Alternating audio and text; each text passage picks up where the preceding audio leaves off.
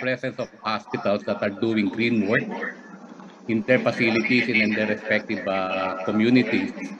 And what we want to happen, just like in other places in Southeast Asia, is for the Ministry of Health to heighten its commitment towards zero carbon healthcare in 2050, just like how other countries of the world, Ministry of Health, have committed to during the COP26. Laos is a good example, a small country in Southeast Asia that was able to commit their healthcare towards transforming it to zero carbon by 2050. And that's the kind of work that our hospitals are modeling, to the point that it can reassure and influence the Ministry of Health in Indonesia to also obtain that commitment, global commitment, healthcare in Indonesia contributing to reducing the carbon footprint and creating resilient healthcare facilities. Now, as to the next slide, this is our reaction to the other inputs that were made today, including the recent one from our good friend, Dr. Ronald Lau, Dr. Villapuerte as well, that we admit that healthcare as a healing sector, as a healing facility, hospitals, are also harming our climate. In fact, it is responsible for the 4.4% of global net emissions. Now, what is the healthcare doing? We cannot just watch and continue as if we are in the care of healing and not be able to contribute to the healing of the planet and de-accelerating climate change. So, in the healthcare sector, in a typical hospital, global emission or emissions emanating directly from a hospital could be from vehicles that come up to the 17% of the scope 1 emission. That is, on the scope 2, it can be up to the 12% in a typical hospital in a big city. However, what really contributes in terms of emission from a hospital are there what we call as the supply chain, the healthcare supply chain.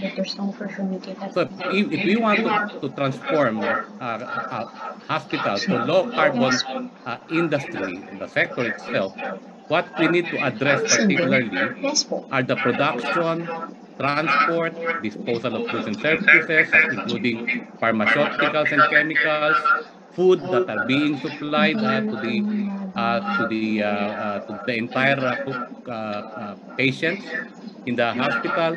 This constitutes the supply chain, which is 70% of the emission of the hospital. And we're doing this by tackling several initiatives in the hospital. And let me now go to what we're doing in Southeast Asia. Again, as a way of substantiating what was earlier already cited by Dr. Lau in terms of building climate resilience, at the same time mitigating the carbon emission of the hospitals. If you think, for example, of PGH, Amang Rodriguez Hospital in Marikina, and then a religious run hospital in Iloilo, St. Paul. What they have in common in terms of climate action is they have done an energy audit in 2019 up to 2020, particularly in the area, because if you do energy audit, you can even segmentize in a big hospital. And this one is on the cooling system, because cooling, particularly air conditioning, constitute the biggest energy consumption of hospitals. And hospitals run 24 hours the whole year. So with that audit done, and that was assisted by Healthcare Without Harm, some of the hospitals right away took some low-hanging fruit in terms of what we call as small climate action. In a hospital, you can agree to set the temperature in every room where people are staying, offices in the hospitals, to 25 degrees. But that should be set as a standard. And that can be done. So there are many interventions. We are also doing a waste audit. Waste is also a big climate emitter in itself because of the methane generated, and we just watch as so much COVID-related waste was produced by the going to 3 years now of the pandemic.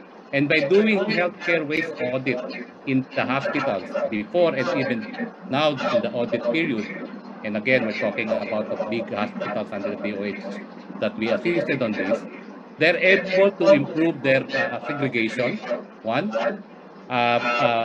reduction of particular items, plastic items in the waste, including gloves, including PPEs, including masks, because there are better ways of using them, and do not just let in the name of protection, overuse plastic, because most of the PPEs are single use.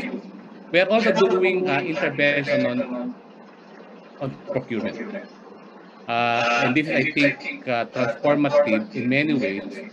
For example, is it possible, and some hospitals within the Global Green and Healthy Hospital is thinking of this, to return to the glass bottle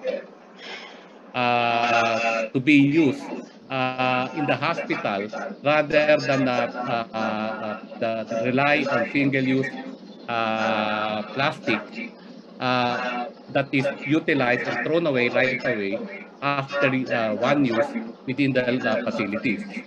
So we are setting standards, we are negotiating with suppliers, we are trying to convert hospitals to be able to make use of their economic power as a purchasing industry. And that is shown already effectively being done in other places, and we're doing it as well in the Philippines and Indonesia. And in some hospitals, we also help them understand further health impact of air pollution and what hospitals can do. By equipping them with the air quality monitor, they're able to advise their community and their patients on how to properly care for themselves against air pollution and make use of the records to obtain policies from localities, and this is again in Iloilo, so as to take action on pollution that is impacting on health right where the hospitals are, because hospitals are in the key cities. So there are a range of climate actions that can be taken, and I think I will end up on this, that hospitals themselves can do, and we have a worldwide network of green and healthy hospitals, the GGHH, that are doing this as a single entity, as a community of healthcare facilities, as a global network, exchanging information, case studies, holding meetings, webinars, physical conferences prior to the COVID, addressing both building resilience and reducing carbon footprint in the healthcare system. I will stop it at that, and I'm sure that my colleague Renzo will complement this further. Thank you so much.